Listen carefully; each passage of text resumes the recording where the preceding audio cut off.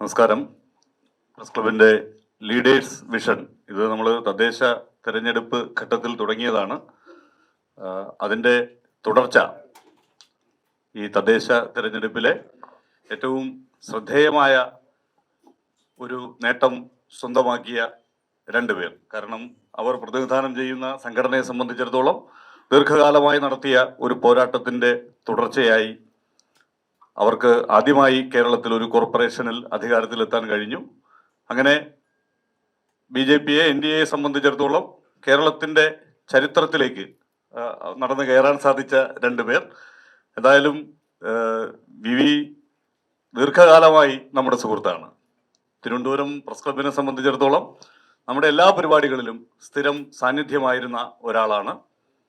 അതുകൊണ്ട് നമ്മുടെ ഒരാൾ എന്ന് തന്നെ പറയാനാണ് എനിക്കിഷ്ടം.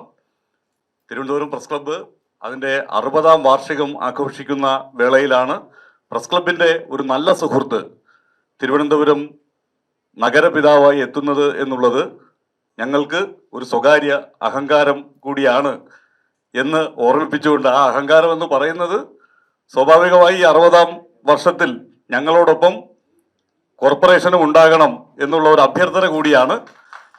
ഞങ്ങളുടെ വലിയ ആഘോഷ പരിപാടികൾ ഈ 60-ാം വർഷത്തോടനുബന്ധിച്ച് സംഘടിപ്പിക്കുന്നുണ്ട്. അതിനുള്ള എല്ലാ പിന്തുണയും അഭ്യർത്ഥിച്ചുകൊണ്ട് തിരുവനന്തപുരത്തിൻ്റെ നഗരപിതാവിനെ സ്നേഹത്തോടെ ഈ ലീഡേഴ്സ് വിഷൻ എന്ന മീറ്റ് ദ പ്രസ് പരിപാടിയിലേക്ക് സ്വാഗതം ചെയ്യുകയാണ്.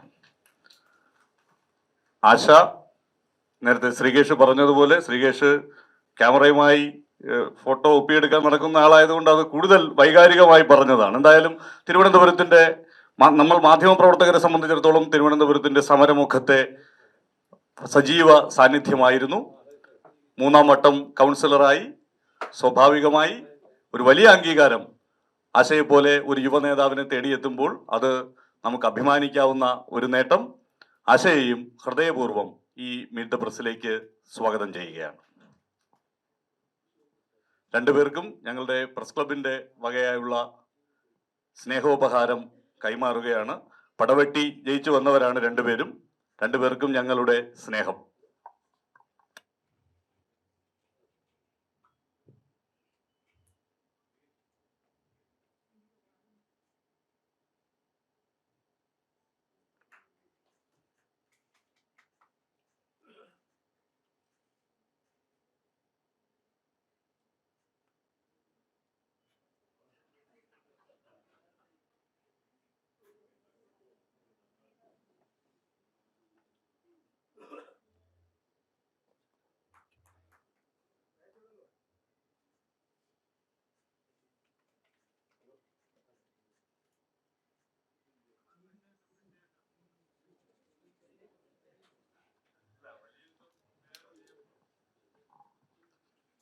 അപ്പോൾ നമുക്ക് ആരംഭിക്കാം.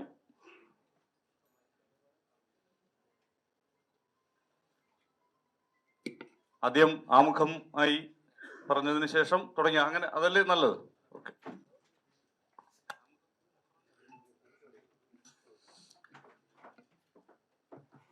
തിരുവനന്തപുരത്തെ എല്ലാ മാധ്യമ സുഹൃത്തുക്കൾക്കും നമസ്കാരം. തീർച്ചയായിട്ടും നമ്മുടെ രാജ്യത്തിൻ്റെ ഭരണത്തിന് വളരെ വിജയകരമായി കഴിഞ്ഞ ഒരു 11 വർഷമായി നേതൃത്വം കൊടുക്കുന്ന പാർട്ടിയുടെ പ്രവർത്തകർ എന്നുള്ള നിലയ്ക്ക് ഞാനും അതോടൊപ്പം തന്നെ എൻ്റെ സഹപ്രവർത്തക തിരുവനന്തപുരം കോർപ്പറേഷൻ ഡെപ്യൂട്ടി മേയർ ശ്രീമതി ആശാനാഥും വളരെ അഭിമാനത്തോടെയാണ് തിരുവനന്തപുരത്തെ മാധ്യമ സമൂഹത്തെ അഭിമുഖീകരിക്കുന്നത്. കഴിഞ്ഞ തദ്ദേശ സ്വയംഭരണ സ്ഥാപനങ്ങളിലേക്കുള്ള തെരഞ്ഞെടുപ്പിൽ തിരുവനന്തപുരം കോർപ്പറേഷനിൽ കഴിഞ്ഞ 10 വർഷമായി പ്രതിപക്ഷമായി പ്രവർത്തിക്കുന്ന NDA മുന്നണിയുടെ സ്ഥാനാർത്ഥികളായി ഞങ്ങൾ മത്സരിച്ചിരുന്നു. ഞങ്ങൾ മത്സരിച്ച സമയത്ത് ഭരണം BJP-ക്ക് ഒരു അവസരം തരണമെന്ന് പറഞ്ഞുകൊണ്ട് മത്സരിച്ചപ്പോൾ ഞങ്ങൾ ജനങ്ങളോട് പറഞ്ഞ പ്രധാനപ്പെട്ട കാര്യങ്ങളിലൊന്ന്, തെരഞ്ഞെടുപ്പ് പ്രഖ്യാപിച്ചതിന് ശേഷം സ്ഥാനാർത്ഥികളുമായി വന്ന് മത്സരിക്കുന്നു എന്ന നിലയിലല്ല ഞങ്ങളെ കാണേണ്ടത്. 2015 മുതൽ തിരുവനന്തപുരം കോർപ്പറേഷനിൽ BJP നേതൃത്വം കൊടുക്കുന്ന NDA മുന്നണിയാണ് പ്രതിപക്ഷത്ത് പ്രവർത്തിക്കുന്നത്. 2010 മുതൽ നാളിതുവരെയുള്ള ഞങ്ങളുടെ പ്രവർത്തനം നിങ്ങൾ വിലയിരുത്തിയതിനു ശേഷം ഞങ്ങൾക്കൊരു അവസരം തരണം എന്ന് പറയുമ്പോൾ, നിങ്ങൾ മാധ്യമപ്രവർത്തകരായതുകൊണ്ട് എന്നേക്കാൾ കൂടുതൽ ഞാൻ പറയാൻ പോകുന്ന കാര്യങ്ങൾ നിങ്ങൾക്കറിയാം. കഴിഞ്ഞ 5 വർഷവും ഞങ്ങൾ വീട്ടിൽ ഉറങ്ങിയതിനേക്കാൾ കൂടുതൽ തെരുവുകളിലായിരുന്നു, കോർപ്പറേഷൻ ഓഫീസിനുള്ളിലായിരുന്നു, പോലീസ് ക്യാമ്പുകളിലായിരുന്നു, പോലീസ് സ്റ്റേഷനിലായിരുന്നു, ആശുപത്രികളിലായിരുന്നു. ഇതെല്ലാം തന്നെ ജനകീയ ആവശ്യങ്ങൾക്ക് വേണ്ടിയാണ്. ഞങ്ങളോടൊപ്പം റോഡിലും കോർപ്പറേഷൻ ഓഫീസിൻ്റെ കോമ്പൗണ്ടിലും ഉള്ളിലും ഒക്കെ തന്നെ യാതനകൾ സഹിച്ച് ഞങ്ങളോടൊപ്പം നിന്നുകൊണ്ട് സത്യസന്ധമായി വാർത്തകൾ റിപ്പോർട്ട് ചെയ്തവരാണ് ഈ ഇരിക്കുന്നതിൽ പല മാധ്യമപ്രവർത്തകരും. ഞങ്ങളെ തല്ലാൻ വന്ന പോലീസിൻ്റെ ലാത്തി ഗതി മാറി തല്ല് വാങ്ങിക്കൂട്ടിയ ചില ഫോട്ടോഗ്രാഫർമാരും റിപ്പോർട്ടർമാരും ഒക്കെ ആരെങ്കിലുമൊക്കെ ഈ കൂട്ടത്തിൽ കാണുമെന്നാണ് ഞാൻ വിശ്വസിക്കുന്നത്. അപ്പോൾ ഇതേ കാര്യങ്ങൾ, ഞാൻ ചുരുക്കി പറഞ്ഞ ഇതേ കാര്യങ്ങൾ ജനങ്ങളുടെ മുമ്പിൽ കുറച്ചുകൂടി ഇലാബറേറ്റ് ചെയ്ത് വരച്ച് കാട്ടിയിട്ടാണ് ഞങ്ങൾ ഈ തെരഞ്ഞെടുപ്പിനെ നേരിട്ടത്. അതോടൊപ്പം തന്നെ ഒരവസരം BJPക്ക് തിരുവനന്തപുരം കോർപ്പറേഷനിൽ ലഭിച്ചാൽ ഞങ്ങൾ തിരുവനന്തപുരം കോർപ്പറേഷനിലെ ജനങ്ങൾക്ക് വേണ്ടിയും കോർപ്പറേഷന് വേണ്ടിയും സമൂഹത്തിന് വേണ്ടിയും എന്തൊക്കെയാണ് ചെയ്യാൻ സാധിക്കുന്നത്, ഞങ്ങളുടെ സ്വപ്നം എന്താണ്, കാഴ്ചപ്പാട് എന്താണ് എന്ന് ഞങ്ങൾ മറ്റൊരു തരത്തിൽ പറഞ്ഞു. ഇത് നടപ്പിലാക്കുവാൻ വേണ്ടിയുള്ള പദ്ധതികളും രാഷ്ട്രീയ ഭരണപരമായ സഹായങ്ങളും ഞങ്ങൾക്ക് കിട്ടുന്ന കേന്ദ്രം ഏതാണ് എന്ന് ഞങ്ങൾ ജനങ്ങളുടെ മുമ്പിൽ വരച്ചു കാട്ടി. കേന്ദ്ര ഗവൺമെൻറ് ഉണ്ട്, അതിന് നേതൃത്വം വിജയകരമായി നൽകുന്ന നരേന്ദ്രമോദിയുണ്ട്. അപ്പോൾ ഇക്കാര്യങ്ങളൊക്കെ ജനങ്ങളുടെ മുമ്പിൽ വരച്ചു കാട്ടിയപ്പോഴേക്കും ജനങ്ങൾ ഞങ്ങൾക്കൊരു അവസരം തന്നിരിക്കുകയാണ്. 101 ജനപ്രതിനിധികളിൽ 50 പേരെ വിജയിപ്പിച്ചിട്ടുണ്ട്. ഇനി ഒരു വാർഡിൽ തെരഞ്ഞെടുപ്പ് നടക്കുവാനുണ്ട്. ഈ ഒരു സാഹചര്യത്തിൽ നിന്നുകൊണ്ടാണ് ഞങ്ങൾ ഭരണത്തിലെത്താൻ സാധിച്ചത്. ആശാനാഥൻ, ഞാൻ സത്യപ്രതിജ്ഞ ചെയ്തിട്ട് ഇപ്പോൾ 1 മണിക്കൂർ ആയിട്ട് 24 മണിക്കൂർ ആയിട്ടില്ല. ഞാൻ എന്നാൽ ഒരു മണിക്കാണ് 1 മണിക്കാണ് സത്യപ്രതിജ്ഞ ചെയ്തത്. ആശ 4 മണിക്കാണ് ചെയ്തത്. അപ്പോൾ 24 മണിക്കൂർ ആകുന്നതിന് മുമ്പ് തന്നെ തിരുവനന്തപുരത്തെ മാധ്യമപ്രവർത്തകരെ കാണുവാനും ഇക്കാര്യങ്ങൾ ഷെയർ ചെയ്യാനും സാധിച്ചതിൽ അങ്ങേയറ്റം സന്തോഷമുണ്ട്. എനിക്ക് ആമുഖമായി ഇത്രയും കാര്യങ്ങളാണ് സൂചിപ്പിക്കുവാനുള്ളത്. ബാക്കി കാര്യങ്ങൾ ഇൻട്രാക്ഷൻ വരുമ്പോഴേക്കും വിശദീകരിക്കാം. ആശാനാഥുടെ ഡെപ്യൂട്ടി മേയറുടെ കാഴ്ചപ്പാട് ആശ പങ്കുവയ്ക്കും. എല്ലാവർക്കും നമസ്കാരം. ഒരുപാട് സന്തോഷം ഇങ്ങനെ ഒരു പരിപാടിയുടെ ഭാഗമാകുവാനായിട്ട് സാധിച്ചതിൽ. ഞാൻ ഒട്ടും പ്രതീക്ഷിച്ചില്ല, ഇങ്ങനെ ഡെപ്യൂട്ടി മേയർ ആകുമെന്നേ പ്രതീക്ഷിച്ചില്ല. അപ്പോൾ ഇത്രയും, കാരണം ഞാൻ നമ്മുടെ സമരത്തിലും ഒക്കെ തന്നെ അല്ലെങ്കിൽ ഭാരതീയ ജനതാ പാർട്ടിയുടെ പരിപാടിയിലും ഒക്കെ തന്നെയാണ് ഇവിടെ ഇരുന്ന ചേട്ടന്മാരെയും എൻ്റെ പ്രിയ സഹോദരിമാരെയും ഒക്കെ തന്നെ കണ്ടിട്ടുള്ളത്. അപ്പോൾ ഇങ്ങനെ ഒരു പരിപാടിയിൽ പങ്കെടുക്കുവാൻ സാധിച്ചാൽ ഒരിക്കൽ കൂടി നന്ദി രേഖപ്പെടുത്തുകയാണ്. നേരത്തെ ഞാൻ സൂചിപ്പിച്ച പോലെ വളരെ വളരെ അപ്രതീക്ഷിതമായിട്ടാണ് ഡെപ്യൂട്ടി മേയറായിട്ട് പാർട്ടി എന്നിൽ ഏൽപ്പിച്ച ഈ ഒരു ദൗത്യത്തെ കാണുന്നത്. ഒരു കൗൺസിലർമാരുടെ ഒരു യോഗത്തിൽ എന്നോട് ഇങ്ങനെ സൂചിപ്പിച്ചതായിരുന്നു. അപ്പോൾ തീർച്ചയായും ഞാൻ നേരത്തെ പറഞ്ഞ പോലെ തന്നെ വളരെ സാധാരണക്കാരിയായിട്ടുള്ള എന്നിൽ പോലും ഒരു പാർട്ടി ഇത്രയും വലിയൊരു ദൗത്യം ഏൽപ്പിക്കണമെങ്കിൽ തീർച്ചയായിട്ടും എന്തായാലും ഭാരതീയ ജനതാ പാർട്ടിയുടെ ജനപ്രതിനിധി എന്ന രീതിയിൽ എന്തെങ്കിലുമൊക്കെ ചെയ്യാൻ സാധിക്കുമെന്ന വിശ്വാസത്തിൽ മേൽ തന്നെ ആയിരിക്കണം. അപ്പോൾ നമ്മൾ നേരത്തെ രാജേഷേട്ടൻ പറഞ്ഞ പോലെ നമ്മുടെ തിരുവനന്തപുരത്തെ ജനത, ഓരോ ആളുകളും ആഗ്രഹിച്ചതാണ് ഭാരതീയ ജനതാ പാർട്ടിയുടെ നേതൃത്വത്തിൽ ഒരു നഗരസഭയിൽ ഒരു ഭരണം വരണമെന്ന്. ഓരോ ആളുകളും ആഗ്രഹിച്ചതാണ്. തിരുവനന്തപുരം നഗരസഭയിൽ വലിയൊരു മാറ്റം കൊണ്ടുവരാൻ ഭാരതീയ ജനതാ പാർട്ടിയുടെ നേതൃത്വത്തിലുള്ള ഭരണസമിതിക്ക് സാധിക്കൂ എന്നുള്ളത്. അപ്പോൾ അത് തീർച്ചയായിട്ടും അവരൊക്കെ തന്നെ അവരുടെ വിരൽത്തുമ്പിലുള്ള വോട്ടിലൂടെ തന്നെ നമുക്ക് എല്ലാവർക്കും ഈ 50 ജനപ്രതിനിധികൾക്കും വലിയൊരു വിജയമാണ് നമുക്ക് തന്നിരിക്കുന്നത്. അപ്പോൾ തീർച്ചയായിട്ടും ഓരോ ജനങ്ങളും ആഗ്രഹിക്കുന്ന പോലെ തിരുവനന്തപുരം നഗരത്തിൻ്റെ സമഗ്ര വികസനത്തിന് 101 വാർഡിലെയും ജനപ്രതിനിധികളെ തന്നെ ഉൾക്കൊള്ളിച്ചുകൊണ്ട് അവരുടെയൊക്കെ ഓരോ വാർഡുകളിലും ചെയ്തു തീർക്കേണ്ട കാര്യങ്ങളൊക്കെ തന്നെ അവരുടെ ഓരോ വാർഡിലെ ബ്ലൂ പ്രിന്റുകൾ തയ്യാറാക്കിക്കൊണ്ട് 101 വാർഡ് ഒരുപോലെ കണ്ട് ഒരുമിച്ചുള്ള വികസനം സാധ്യമാക്കുവാനായിട്ട് മേയറുടെ കീഴിൽ നിന്നുകൊണ്ട് എല്ലാവരും ഒറ്റക്കെട്ടായി കണ്ട് തന്നെയുള്ള പ്രവർത്തനമായിട്ട് തന്നെയായിരിക്കും മുന്നോട്ട് പോവുക. നേരത്തെ സൂചിപ്പിച്ച പോലെ തന്നെ അടിസ്ഥാനപരമായിട്ടുള്ള എല്ലാ കാര്യങ്ങളും തിരുവനന്തപുരം നഗരസഭയിൽ ഓരോ ജനങ്ങൾക്കും എത്തിച്ചു കൊടുക്കുന്നതിന് ഒരുമിച്ച് തന്നെയായിരിക്കും നീങ്ങുക. ഇനി ചോദ്യങ്ങളാവാം.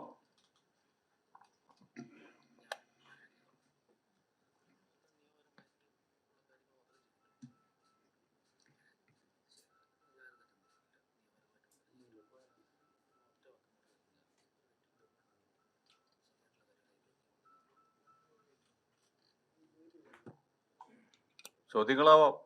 ഇല്ലേ?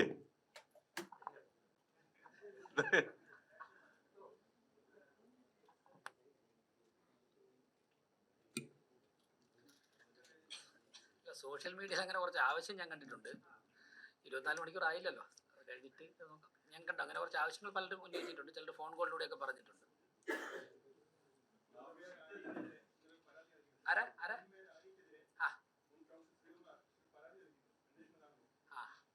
അല്ല, ഒരു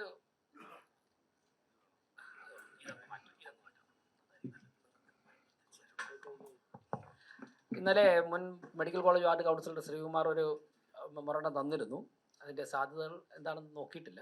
വാങ്ങിയിട്ടുണ്ട്. ഇത് നല്ല തിരക്കായിരുന്നു. നോക്കാം.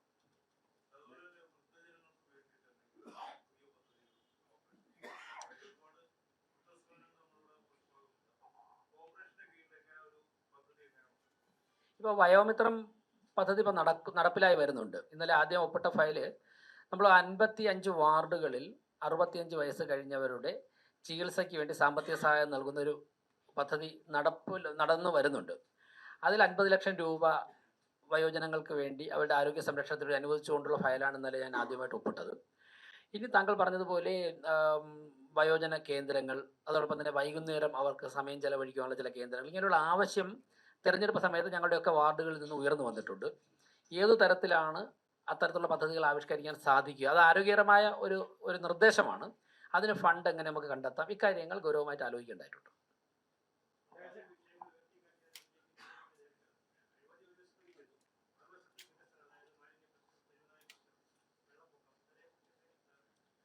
അതായത് ഞാൻ പല ചോദ്യങ്ങളും കൂടെ കണക്ട് ചെയ്തിട്ട് ഒരു ഉത്തരം തരാം. പലരും കാര്യങ്ങൾ ചോദിക്കാൻ സാധ്യതയുണ്ട്. ഞങ്ങൾ തിരഞ്ഞെടുപ്പ് പ്രചരണ സമയത്ത് തന്നെ പറഞ്ഞിരുന്നല്ലോ, ഒരു വ്യക്തിയുടെ ദൈനംദിന ജീവിതത്തിൽ ഏറ്റവും കൂടുതൽ ഇടപെടാൻ സാധിക്കുന്ന ഒരു പ്രസ്ഥാനമാണ് തദ്ദേശ സ്വയംഭരണ സ്ഥാപനം.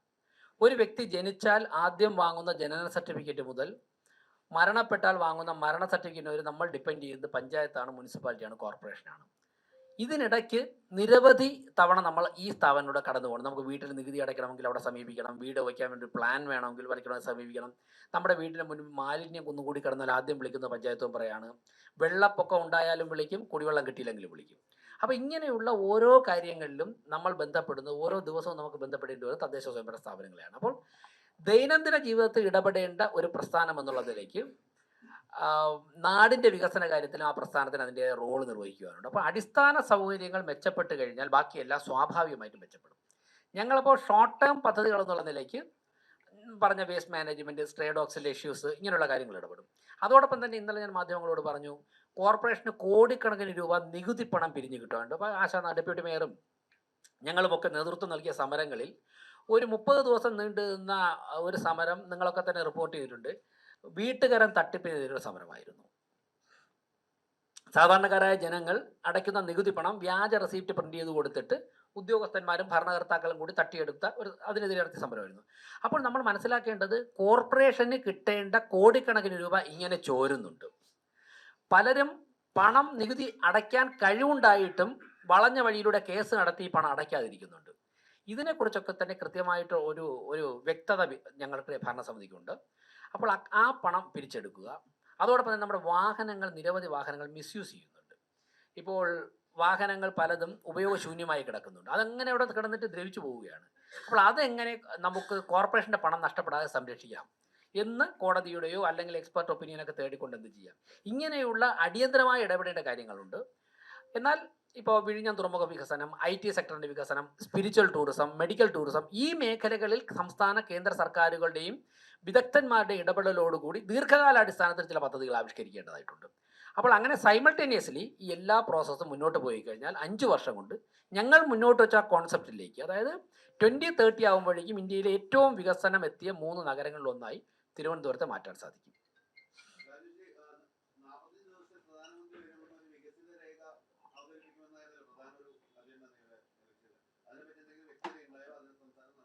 സംസ്ഥാന അധ്യക്ഷനാണ് അക്കാര്യം അനൗൺസ് ചെയ്തത്. അദ്ദേഹം കൃത്യമായിട്ട് അതിൻ്റെ ഫോളോ അപ്പ് വർക്കിലാണ്. അപ്പോൾ അദ്ദേഹം കൃത്യമായിട്ട് ഞങ്ങളോട് കഴിഞ്ഞ ദിവസവും അതിനെക്കുറിച്ച് സൂചന നൽകിയിരുന്നു.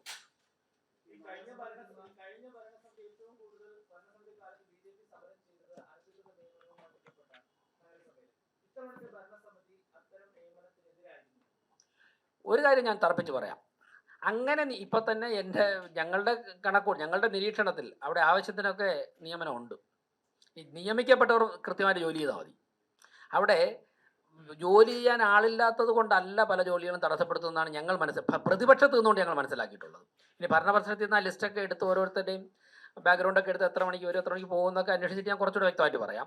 എന്തായാലും ആദ്യം ഉള്ള സ്റ്റാഫ് ഞങ്ങൾ ഉൾപ്പെടെ, ഇപ്പോൾ ഡെപ്യൂട്ടി മേയറും ഉൾപ്പെടുന്ന ഭരണപക്ഷത്തുള്ള 50 കൗൺസിലർമാരും ഒരു ദിവസം 15 മുതൽ 18 മണിക്കൂർ വരെയെങ്കിലും മിനിമം ജനങ്ങളുടെ ഇടയിലും കോർപ്പറേഷൻ്റെ പ്രവർത്തനവുമായിട്ട് ഉണ്ടായിരിക്കണമെന്നുള്ളതാണ് ഞങ്ങൾ വ്യക്തിപരമായിട്ടൊക്കെ തന്നെ ആലോചിച്ചിട്ടുള്ള കാര്യം. അപ്പോൾ അത്രയൊന്നും വേണ്ട. പക്ഷേ സർക്കാർ ഉദ്യോഗസ്ഥർ എത്ര സമയം പണിയെടുക്കണം, താൽക്കാലിക ജീവനക്കാർ എത്ര മണിക്കൂർ പണിയെടുക്കണമെന്ന് നിയമം പറയുന്നുണ്ട്. ആ സമയത്ത് ജോലി ചെയ്താൽ ഇപ്പോഴുള്ള സ്റ്റാഫിനെ കൊണ്ട് തന്നെ കൃത്യമായിട്ട് ഫംഗ്ഷൻ ചെയ്യിപ്പിക്കാൻ എന്നാണ് ഞങ്ങളുടെ കണക്കൂട്ടൽ. അപ്പോൾ അത് നമുക്ക് നോക്കാം, അത് കഴിഞ്ഞിട്ട് ബാക്കി കാര്യങ്ങൾ ഇടപെടാം.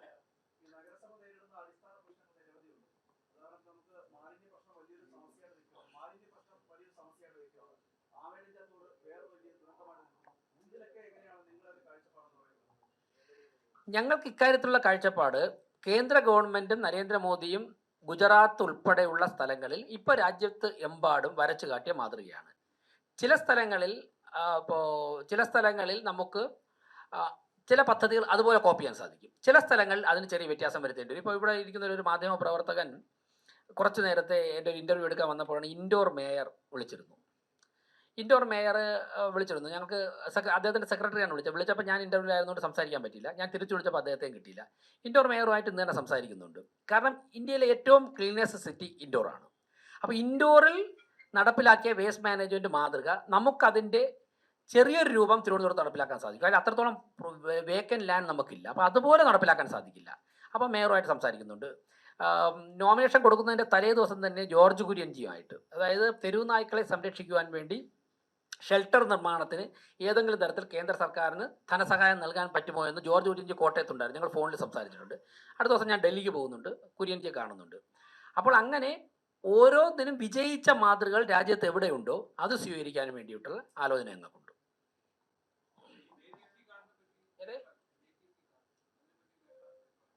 അത് ഞാൻ ഒന്നുകൂടെ പഠിച്ചിട്ട് പറയാം, ആ വിഷയം ഒന്നുകൂടെ സ്റ്റഡി ചെയ്തിട്ട് പറയാം.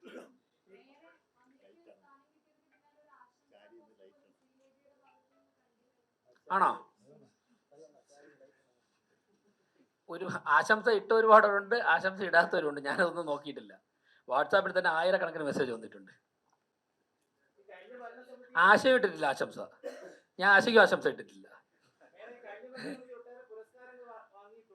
ആ, ജനങ്ങൾ എന്ത് പുരസ്കാരം തന്നാലും വാങ്ങും. ജനങ്ങൾ നേരിട്ട് വിളിച്ചിട്ട് 5 വർഷം കഴിയുമ്പോൾ ജനങ്ങൾ അവരുടെ മനസ്സിൽ ഞങ്ങൾക്ക് നൽകുന്ന സ്ഥാനമാണ്.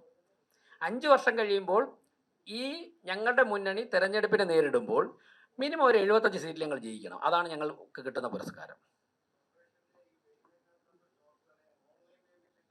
തീർച്ചയായിട്ടും പരമാവധി ട്രാൻസാക്ഷൻ ഓൺലൈനിലാക്കും, യാതൊരു സംശയവുമില്ല.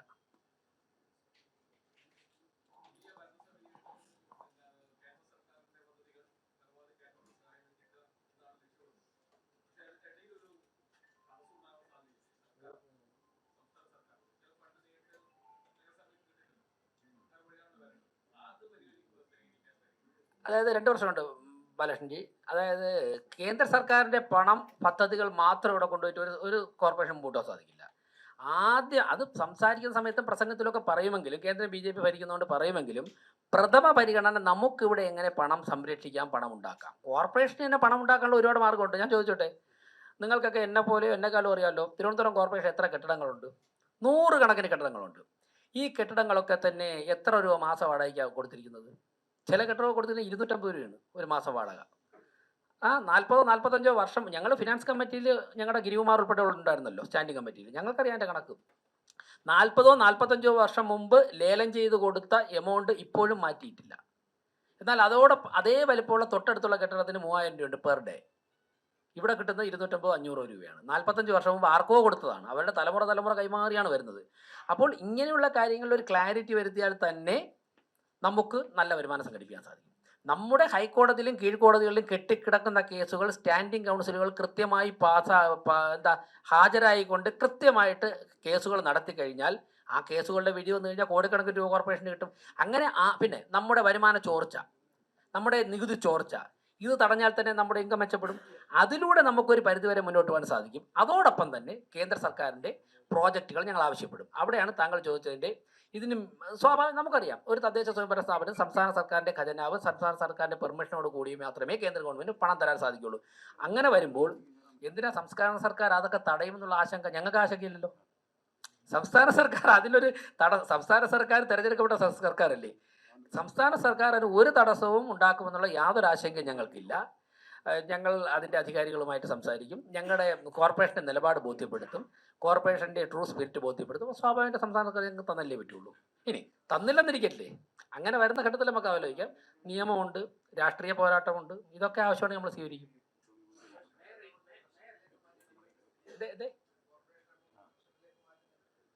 അല്ല, അങ്ങനെ ഒരു വാർത്ത കണ്ടു, അത് മാറ്റിയില്ലെന്ന് അന്വേഷിച്ചില്ല. ഒന്ന് അവിടെ ചെന്നിൻ്റെ സെക്രട്ടറിയെ കണ്ട് ഫയലുകളൊക്കെ പരിശോധിച്ചിട്ട് പറഞ്ഞു.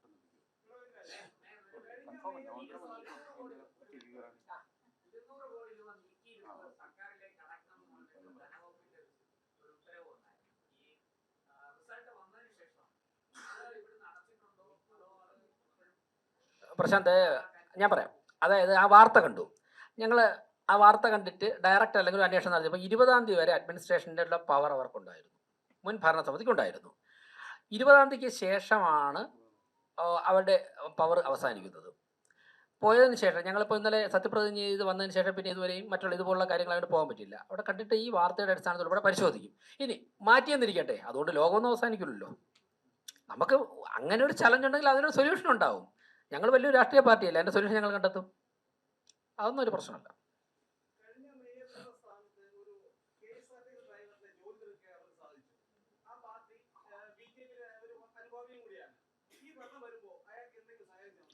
അതായത് അദ്ദേഹം ഏത് രാഷ്ട്രീയ പാർട്ടിപ്പെട്ട പ്രവർത്തനമാണെന്ന് എനിക്കറിയില്ല. അങ്ങനെ ഒരു സംഭവം നടന്നത് അറിയാം. അദ്ദേഹത്തെ അങ്ങ് ആ കാര്യങ്ങൾ പരിഗണിക്കുമെന്ന് പറയാം. അത് വാർത്തകൾ കണ്ടു, അതിലപ്പുറം ഞങ്ങൾ യാതൊരു ചർച്ചയും നടത്തിയിട്ടില്ല.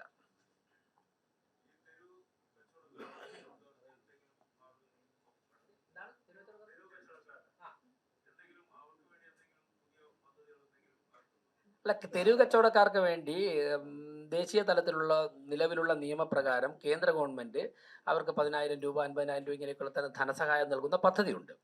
ആ പദ്ധതി കഴിഞ്ഞ പല സാഹചര്യങ്ങൾ കൊണ്ടും രാഷ്ട്രീയ കാരണങ്ങൾ കൊണ്ട് തിരുവനന്തപുരം കോർപ്പറേഷൻ ഇഫക്റ്റീവായിട്ട് നടപ്പിലാക്കിയിട്ടില്ല. അതിന് വേണ്ടി പ്രത്യേകിച്ച് തന്നെ ഒരു സെക്ഷൻ അല്ലെങ്കിൽ ചില ഉദ്യോഗസ്ഥരെ ചുമതലപ്പെടുത്തിക്കൊണ്ട് പരമാവധി ആൾക്കാർക്ക് അത് വാങ്ങിക്കൊടുക്കണമെന്നുള്ള ഒരു ആലോചനയുണ്ട്. അത് ഞങ്ങളുടെ അനൗപചാരിക ചർച്ചകൾ വന്നിട്ടുണ്ട്. അതിലപ്പുറം മറ്റൊരു കാര്യം ഇപ്പോൾ ആലോചിച്ചിട്ടില്ല. വേണ്ട ഘട്ടങ്ങളിൽ അത് ആലോചിക്കും.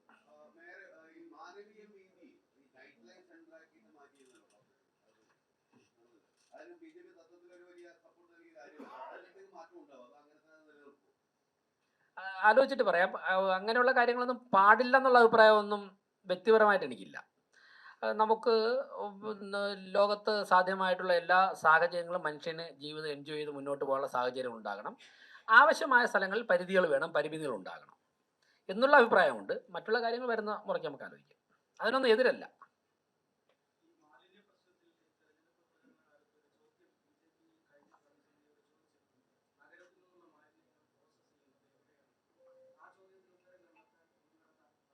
ആ ചോദ്യത്തിന് ഉത്തരം കണ്ടെത്തിയാൽ മാത്രമേ പ്രശ്നം പരിഹരിക്കുകയുള്ളൂ. ആ ചോദ്യത്തിന് ഉത്തരം കണ്ടെത്തുവാനുള്ള പരിശ്രമമാണ് ഞങ്ങളുടെ ചിന്തകളിൽ ആലോചിച്ചത്. ഞാൻ നേരത്തെ പറഞ്ഞല്ലോ, ഇൻഡോർ മേയറുമായി ഇന്ന് സംസാരിക്കുന്നുണ്ട്. അദ്ദേഹം വിളിച്ചിരുന്നു. ഇന്ന് വൈകുന്നേരത്തിന് മുമ്പ് തിരുവനന്തപുരം മേയർ സംസാരിക്കുന്നുണ്ട്. അങ്ങനെ നരഹരി IAS അദ്ദേഹം ഇൻഡോറിലെ ഡിസ്ട്രിക്ട് കളക്ടർ ആയിരുന്നപ്പോഴാണ് ഈ പ്രശ്നം പരിഹരിച്ചത്. അദ്ദേഹവുമായി ഞങ്ങൾ ജന്മഭൂമി ദിനപത്രത്തിൻ്റെ ഒരു സെമിനാറിൽ അദ്ദേഹം വന്നു. ജന്മഭൂമി പത്രത്തിൻ്റെ സെമിനാറിൽ അദ്ദേഹം വന്ന് ഇൻഡോറിൽ എങ്ങനെയാണ് ഇഷ്യൂ സോൾവ് ചെയ്യുന്നതിനെക്കുറിച്ചുള്ള കൃത്യമായിട്ടുള്ള പവർ പോയിന്റ് പ്രസൻറ്റേഷൻ അദ്ദേഹം അവതരിപ്പിച്ചു. ഏത് സമയത്ത് ബന്ധപ്പെട്ടാൽ തിരുവനന്തപുരത്ത് വന്ന് ടെക്നിക്കൽ അസിസ്റ്റൻസ് തരാൻ തയ്യാറാണെന്ന് പറഞ്ഞു. അപ്പോൾ അങ്ങനെയുള്ള പല മേഖലകളുമായി ഞങ്ങൾ സംസാരിച്ചുകൊണ്ടിരിക്കുകയാണ്. തീർച്ചയായിട്ടും ഏറ്റവും അവൈലബിൾ ആയിട്ടുള്ള നല്ല സാങ്കേതികവിദ്യ ഉപയോഗിച്ചുകൊണ്ട് തിരുവനന്തപുരത്ത് നടപ്പിലാക്കും.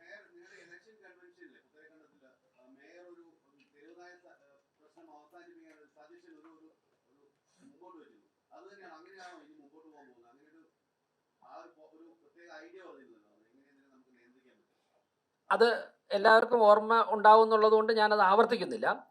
അത് തന്നെയാണ് അതിന് ഇപ്പോൾ നിലവിലുള്ള നിയമങ്ങൾക്കകത്ത് നിന്നുകൊണ്ട് ഏറ്റവും നല്ല മാർഗം. സുപ്രീം കോടതിയുടെ വെർഡിക്റ്റ് വന്നതുകൊണ്ട് ഷെൽട്ടറിൽ പാർപ്പിക്കുക എന്നുള്ളത് തന്നെയാണ്. അപ്പോൾ അതിന് നമ്മുടെ ഒരു പ്രശ്നം വരുന്നത്, നമുക്ക് ഇപ്പം ഞങ്ങൾ രാഷ്ട്രീയക്കാരാണ്.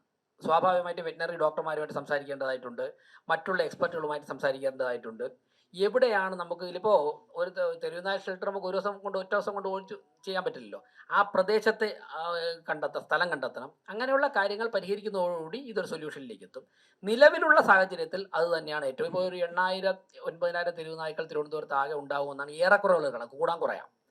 ഒരു ഷെൽട്ടറിൽ ഒരു നായ്ക്ക് എത്ര സ്ക്വയർ ഫീറ്റ് വേണം, എത്ര ക്വാണ്ടിറ്റി ഭക്ഷണം വേണം പെർ ഡേ, അതെവിടെ കുക്ക് ചെയ്യും, ഇങ്ങനെയുള്ള കാര്യങ്ങൾ സോർട്ട് ഔട്ട് ചെയ്തതിന് ശേഷം ഞങ്ങൾ പറഞ്ഞ സമയത്തിനുള്ളിൽ ഈ വിഷയം പരിഹരിക്കും.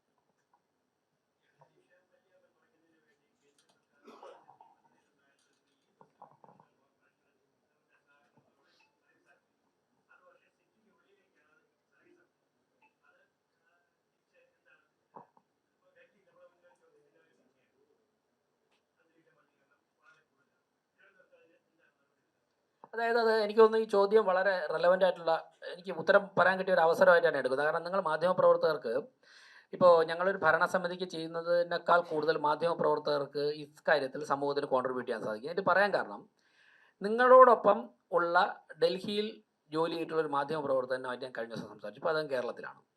സംസാരിച്ചപ്പോൾ ഞാൻ ചോദിച്ചു എന്താ തിരുവനന്തപുരത്ത് എത്തിയിട്ടുള്ളത് ചോദിച്ചു. അപ്പോൾ അദ്ദേഹത്തിൻ്റെ ഭാര്യ മാധ്യമപ്രവർത്തകയാണ്, ഇപ്പോൾ കേരളത്തിലാണ്. അദ്ദേഹം പറഞ്ഞു അദ്ദേഹത്തിൻ്റെ കുഞ്ഞ് ആ സമയത്ത് അവിടെ ഉണ്ടായിരുന്നു, ഒരു 4 വയസ്സൊക്കെ ആയിട്ടുള്ളൂ. കുട്ടികൾക്ക് ഡൽഹിയിൽ താമസിക്കാൻ നിർവാഹമില്ല. കാരണം 5 വയസ്സിന് മുമ്പുള്ള കുഞ്ഞുങ്ങളൊക്കെ ആണെങ്കിൽ ശ്വാസകോശ പ്രശ്നങ്ങൾ ഉണ്ടാകുന്നു പൊല്യൂഷൻ കാരണം. അതുകൊണ്ടാണ് ഞങ്ങൾ, അതായത് കുട്ടിയുടെ ആരോഗ്യത്തിന് വേണ്ടി അച്ഛനും അമ്മയും ഡൽഹിയിൽ നിന്ന് ട്രിവാൻഡ്രത്തേക്ക് സെറ്റിൽ ചെയ്യുകയാണ് അവർ. ഇത് നേരിട്ട് ഒരു 8-10 ദിവസത്തിനകത്ത് എനിക്കുണ്ടായ അനുഭവമാണ്. ഡൽഹി നമുക്ക് ചിന്തിക്കാൻ നിർവാഹമില്ലാത്ത തരത്തിലേക്ക് പൊല്യൂട്ടഡ് ആണ്. സെയിം നമ്മൾ വളരെ ശ്രദ്ധിച്ചില്ലെങ്കിൽ തിരുവനന്തപുരത്ത് യാതൊരു സംശയവും വേണ്ട, ഡൽഹിയേക്കാൾ വേഗത്തിൽ ഇത് വ്യാപിക്കും എന്നുള്ള കാര്യത്തിൽ യാതൊരു സംശയവും വേണ്ട. ഇത് പരിഹരിക്കുവാൻ വേണ്ടിയാണ് 2070 ആകുമ്പോഴേക്കും ടോട്ടലി കാർബൺ ന്യൂട്രാലിറ്റിയിലേക്ക് എത്തണമെന്നുള്ള ലക്ഷ്യം വെച്ചുകൊണ്ടാണ് നരേന്ദ്രമോദി ഗവൺമെൻറ് തിരുവനന്തപുരത്ത് പരമാവധി ഇലക്ട്രിക് ബസ്സുകൾ അനുവദിച്ചത്. പക്ഷേ ദൗർഭാഗ്യപരമെന്ന് പറയട്ടെ, തിരുവനന്തപുരത്ത് അനുവദിച്ച ഇലക്ട്രിക് ബസ്സുകളിൽ പലതും അദ്ദേഹം പറഞ്ഞതുപോലെ ഇടുക്കിയിലും കട്ടപ്പനയിലാണ് ഓടുന്നത്. ഒടുവിൽ ഞങ്ങൾ ആശാനാഥൻ, ഞങ്ങളൊക്കെ ഉൾപ്പെടെയുള്ള കൗൺസിലർമാർ ഇടുക്കിയിലും കട്ടപ്പനയിലും നെയ്യാറ്റിൻകരയിലും പോയി ബസ് തടയുമെന്ന് വാർത്ത കൊടുത്തപ്പോഴാണ് ചില ബസ്സുകൾ പിൻവലിച്ചത്. ഇപ്പോഴും ഞാൻ മനസ്സിലാക്കുന്നത് ആറ്റിങ്ങൽ, വെഞ്ഞാറമൂടൊക്കെ ഈ ഇലക്ട്രിക് ബസ്സുകൾ ഓടുന്നുണ്ട്. അപ്പോൾ 2 കാര്യങ്ങളാണ് പരിശോധിക്കേണ്ടത്. ഒന്ന്, അന്വേഷിച്ചപ്പോൾ അറിയുന്നത് ഈ ഇലക്ട്രിക് ബസ്സുകൾ സിറ്റിയിൽ മാത്രം ഓടിക്കഴിഞ്ഞാൽ അത് അവർക്ക് സിറ്റിയിൽ പരമാവധി ബസ്സുകൾ ഓടിച്ചു. ഇനി സിറ്റിയിലേക്ക് വരേണ്ട ആൾക്കാരെ ആറ്റിങ്ങൽ, നെയ്യാറ്റിൻകര, നെടുമങ്ങാട് എന്നൊക്കെ കൊണ്ടുവരാൻ വേണ്ടിയാണ് അങ്ങോട്ട് വിട്ടിരിക്കുന്നതെന്നാണ് അനൗദ്യോഗികമായ ഉദ്യോഗസ്ഥൻ എന്നോട് പറഞ്ഞത്. പരിശോധിക്കണം. ഇപ്പോൾ സിറ്റിയിലേക്ക് ആൾക്കാർക്ക് വരാൻ വേണ്ടി കൂടുതൽ സൗകര്യം ഉണ്ടാക്കാൻ വേണ്ടിയാണ് ചെയ്യുന്നതെങ്കിൽ നമുക്കത് എങ്ങനെയാണ് ചർച്ച ചെയ്യേണ്ടതാണ്. എനിവേ, തിരുവനന്തപുരം സിറ്റിക്കുള്ളിൽ പരമാവധി മലിനീകരണം കുറയ്ക്കുവാൻ ആവശ്യമുള്ള നിയമ നടപടി സ്വീകരിക്കും. ആ ബസ്സുകളുടെ സാഹചര്യം പരിശോധിക്കും. എന്താണ് സാഹചര്യം പരിശോധിച്ചിട്ട് ആവശ്യമാണെന്നുണ്ടെങ്കിൽ എല്ലാം തന്നെ തിരിച്ചു വിളിക്കുന്ന തീരുമാനമെടുക്കും.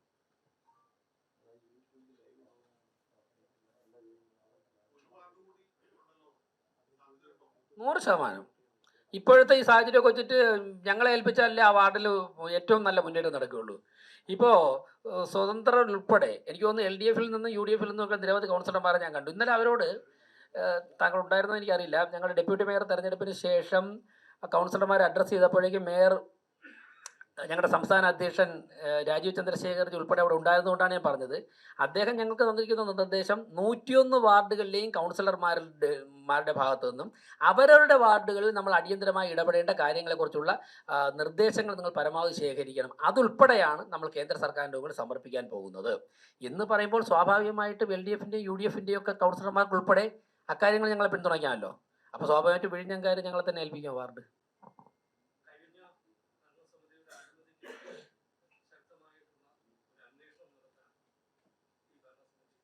ഞങ്ങളുടെ കയ്യിൽ കുറേ രേഖകളും കാര്യങ്ങളൊക്കെ ഉണ്ട്. ഞാനൊരു കാര്യം പറയാം, ജനങ്ങളുടെ നികുതി പണം കട്ടെടുത്തവർ ആരായാലും തന്നെ അവർ ആൻസറബിൾ ആണ്. അതിനാവശ്യമായ കാര്യങ്ങൾ ഞങ്ങൾ സ്വീകരിക്കും.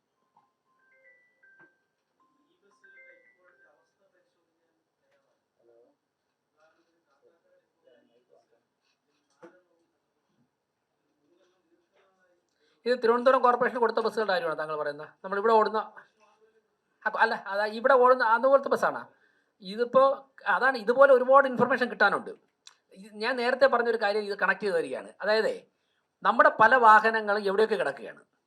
ഇപ്പോൾ കോർപ്പറേഷനുള്ളിൽ നിങ്ങൾ ഇന്ന് ക്യാൻറ്റീനിലോട്ട് പോകുന്നതിൻ്റെ വലതു ഭാഗത്ത് മുഴുവൻ ജീപ്പുകൾ കിടക്കുകയാണ്. ചിലപ്പോൾ ഒരു ജീപ്പിൻ്റെ ഒരു ടയറായിരിക്കും ഇല്ലാതായത്. ഒരു ടയർ മാറ്റാൻ പഠിച്ചിട്ട് മറ്റ് 3 ടയറും അല്ലെ അവിടെ കിടന്ന് പുല്ല് പഠിക്കുകയാണ്. ഈ ടയർ വണ്ടി ഒതുക്കിയിടുമ്പോൾ എന്ത് ചെയ്യും? നമ്മളൊക്കെ വാഹനം ഉപയോഗിക്കുന്നവരല്ലേ, ഒരു 3 മാസം വാഹനം ഉപയോഗിച്ചാൽ അതിൻ്റെ എഞ്ചിന് പിന്നെ സ്റ്റക്കാവൂലേ? സ്വാഭാവികമായിട്ട് ഗിയർ ബോക്സിന് എന്ത് സംഭവിക്കും? എത്ര ലക്ഷം? അപ്പം ഒരു 3000-ഓ 8000 രൂപ കൊടുത്തൊരു ടയർ മാറ്റാൻ വേണ്ടി കാണിക്കുന്ന അലംഭാവം 10 ലക്ഷം രൂപ വരെ വാഹനം നഷ്ടപ്പെടുന്ന ഒരു അവസ്ഥയിലേക്ക് പോകുന്നു. എത്ര വാഹനങ്ങൾ അവിടെ കിടക്കുന്നത്? ഒറ്റയടിക്ക് ഒറ്റ രാത്രി കൊണ്ട് ഇത് പരിഹരിക്കാമെന്ന് ഞാൻ പറയുന്നില്ല. പക്ഷേ നമ്മളിതൊക്കെ അഡ്രസ്സ് ചെയ്യേണ്ടതായിട്ടുണ്ട്. ഇപ്പോൾ തന്നെ താങ്കൾ പറയുന്നത് എത്ര ലക്ഷം രൂപയുടെ 3-4 ബസ്, മാധ്യമപ്രവർത്തനമാണ് പറഞ്ഞത്, ഞങ്ങളല്ല. എത്ര ലക്ഷം രൂപയുടെ 4 ബസ്സാണ് നെയ്യാറ്റിൻകര കിടക്കുന്നത്? എന്തെങ്കിലും ചെറിയ മൈന്യൂട്ട് മിസ്റ്റേക്ക് ആണെങ്കിൽ അതിനെ കറക്റ്റ് ചെയ്തിട്ട് കൊണ്ടുവന്ന് ഓടിക്കൂടെ? അപ്പോൾ ഇങ്ങനെയുള്ള കാര്യങ്ങൾ ഒരുപാട് 45 വർഷത്തെ കാര്യങ്ങളല്ലേ, അഡ്രസ്സ് ചെയ്യേണ്ടതായിട്ടുണ്ട്. വൺ വേ യൂണിറ്റ് ഞങ്ങൾ പരിശോധിക്കും.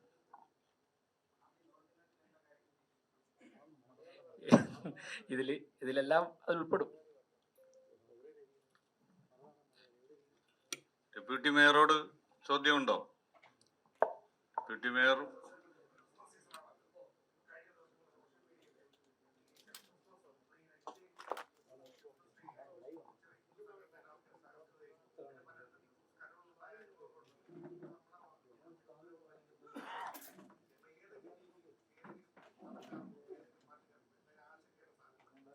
എന്തിനാണ് കോർപ്പറേഷൻ BJP ഭരിക്കുമ്പോഴേക്കും താങ്കൾക്ക് ആശങ്കയുണ്ടോ? പിന്നെന്താ പ്രശ്നം? ഇവിടെ ഇരിക്കുന്ന ആർക്കും അക്കാര്യത്തിൽ ആശങ്കയില്ല. ഞങ്ങളൊക്കെ 10-30 വർഷം കൊണ്ട് ജനങ്ങളുടെ പ്രവർത്തിക്കുന്നവരല്ലേ. ആശങ്ക സൃഷ്ടിക്കരുത്. ഒന്നും പറയില്ല, പ്രത്യേകിച്ച് ഒന്നും പറയില്ല. ഞങ്ങളെ പ്രവർത്തനം മുമ്പോട്ടു. അങ്ങക്ക് തോന്നുന്നുണ്ടോ ഈ അനാവശ്യ ആശങ്ക സൃഷ്ടിക്കുന്നത് ശരിയാണെന്നുള്ള അങ്ങക്ക് തോന്നുന്നുണ്ടോ? ഇല്ലല്ലോ, കഴിഞ്ഞു. പഴകിയ ഭക്ഷണം ആൾക്കാർക്ക് കൊടുക്കരുത്, ഇതാണ് ആദ്യം പറയാനുള്ളത്. പിന്നെ ഷോ കാണിക്കാനൊന്നുമില്ല. പഴകിയ ഭക്ഷണം ആൾക്കാർക്ക് കൊടുക്കരുത്. അത് വേണ്ട ഘട്ടത്തിൽ ഇടപെടേണ്ട ഘട്ടങ്ങളിൽ ഞാൻ ഒരു ഭീഷണിയുടെ സ്വരത്തിലൊന്നുമല്ല പറയുന്നത്. പരമാവധി എല്ലാ നിയമങ്ങളും പാലിച്ചുകൊണ്ട് കൊടുക്കുക. ഇടപെടേണ്ട ഘട്ടത്തിൽ കൃത്യമായിട്ട് ഇടപെടും.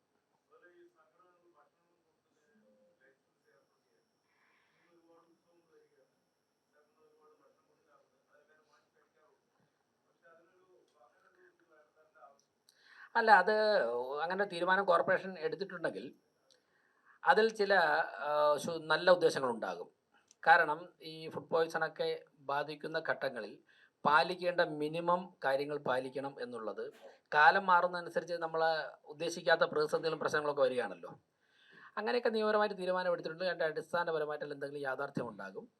ആരെയും ഒന്നും തടസ്സപ്പെടുത്താൻ വേണ്ടിയുള്ള തീരുമാനങ്ങൾ ഞാൻ അനുകൂലിക്കുന്നില്ല. പക്ഷേ ജനങ്ങളുടെ ആരോഗ്യം സംരക്ഷിക്കാനുള്ള ഉത്തരവാദിത്തം ഭരണകൂടത്തിനുണ്ട്.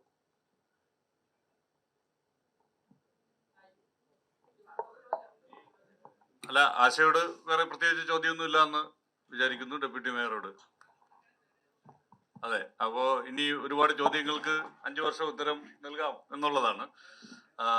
അപ്പൊ എന്തായാലും സന്തോഷം. നമുക്ക് നന്ദി പറയുന്നതിന് വേണ്ടി ട്രഷറർ ദിനേശിനെ ക്ഷണിക്കുന്നു. അതിൻ്റെ ഇടയിൽ ഒരു കാര്യം കൂടി, ഞങ്ങളുടെ മുൻ സെക്രട്ടറി, നമ്മുടെ ഇപ്പോഴത്തെ ഭരണസമിതി അംഗമായിരുന്ന ശ്രീ രാധാകൃഷ്ണൻ, അദ്ദേഹം ഇവിടെ ഉണ്ട്. പിന്നീട് നിങ്ങളത് മാത്രമായിട്ടുള്ള ഒരു മീറ്റ് ദ പ്രസ് ആയതുകൊണ്ടാണ് അദ്ദേഹത്തിനെ ഇങ്ങോട്ട് വിളിക്കാതിരുന്നത്. അദ്ദേഹം ഞങ്ങളെ സംബന്ധിച്ചിടത്തോളം ഈ പ്രസ് ക്ലബിന്റെ കഴിഞ്ഞ 7 വർഷത്തെ പ്രവർത്തനത്തിൽ വളരെ സജീവമായി നിന്ന ഒരാളാണ്. ഇപ്പം നിങ്ങളുടെ ഭാഗമായി മാറുകയാണ്. അതുകൂടി കൊണ്ടാണ്. അല്ല, ഞാനിന്നലെ ഒരു കാര്യം, അത് രാധാകൃഷ്ണൻ അവിടെ ഉണ്ടായിരുന്നു, ബാക്കിയുള്ള ആരൊക്കെ ഉണ്ടായിരുന്ന അറിയില്ല, പറഞ്ഞത് 3 മുന്നണികളാണ് തെരഞ്ഞെടുപ്പിൽ മെയിനായിട്ട് മത്സരം. ഒന്ന് രാജ്യത്തിന്റെ ഭരണത്തിന് നേതൃത്വം കൊടുക്കുന്ന NDA, 2 സംസ്ഥാന ഭരണത്തിന് നേതൃത്വം കൊടുക്കുന്ന LDF, 3 ഈ രാജ്യത്തെ ഏറ്റവും പാരമ്പര്യമുള്ള പഴക്കമുള്ള അനുഭവ സമ്പത്തുള്ള പാർട്ടികളൊന്നായിട്ടുള്ള കോൺഗ്രസ്. ഈ 3 പാർട്ടികളും കണ്ണമ്മൂലയിലും പൗണ്ട് കടലിലും സ്ഥാനാർത്ഥി നിർത്തിയിരുന്നു. ഞങ്ങളുടെ സ്ഥാനാർത്ഥികളെക്കാൾ കൂടുതൽ വോട്ട് ലഭിച്ചുകൊണ്ടാണല്ലോ അവർ ജയിച്ചത്. അപ്പോൾ ഈ 3 ദേശീയ പാർട്ടികളുടെയും സ്ഥാനാർത്ഥികൾക്ക് അവിടെ ഉണ്ടാകുന്ന സ്വാധീനത്തെക്കാൾ ഇവർക്ക് സ്വാധീനം ഉണ്ടെന്നാണ് ജനങ്ങൾ തെളിയിച്ചത്. സ്വാഭാവികമായിട്ട് അതിനെ ഞങ്ങൾ റെസ്പെക്ട് ചെയ്യുന്നു. കോർപ്പറേഷൻ മുന്നോട്ട് പോകുമ്പോൾ വികസനത്തിൻ്റെ കാര്യത്തിൽ ഞങ്ങൾ അതിനെയും മുഖവിലേക്ക് എടുക്കും. അതുകൊണ്ടാണ് ഞാൻ പറഞ്ഞത് 100 വാർഡിനെയും ഒറ്റ യൂണിറ്റായിട്ട് ചേർത്തുകൊണ്ട് അവർ നാളെ പിന്തുണ തരുന്നോ ഇല്ല എന്നുള്ളത് സെക്കൻഡറിയാണ്. പിന്തുണ തരുന്നതുകൊണ്ട് കൂടുതൽ ഫണ്ട് കൊടുക്കുന്നോ പിന്തുണ കൊടുക്കാത്തതുകൊണ്ട് അങ്ങനെ കയറിയില്ല, അങ്ങനെ ഒരു നിലപാട് നരേന്ദ്രമോദിജിക്കില്ല. അതുകൊണ്ട് ഞങ്ങൾക്കും അത് പാലിക്കാൻ സാധിക്കില്ല. അതുകൊണ്ട് ഞങ്ങൾ അതിനെയൊക്കെ വളരെ ബഹുമാനത്തോടെ തന്നെയാണ് ഞങ്ങൾ കാണുന്നത്.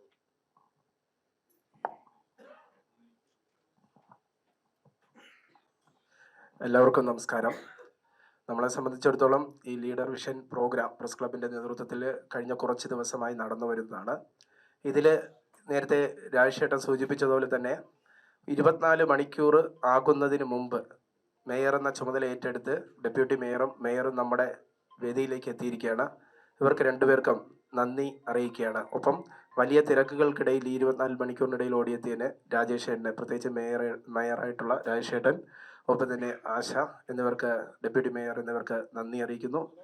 പ്രസ് ക്ലബിൻ്റെ എല്ലാ പ്രവർത്തനങ്ങൾക്കും ഇവർ കൂടെ ഉണ്ടാകുമെന്ന ഒരു ഉറപ്പ്, പ്രത്യേകിച്ച് വലിയ ആത്മബന്ധമുള്ള 2 പേരാണ്. ഇവർക്ക് 2 പേർക്കും ഒരിക്കൽ കൂടി നന്ദി പറഞ്ഞുകൊണ്ട് നിർത്തുന്നു. നന്ദി, നമസ്തേ.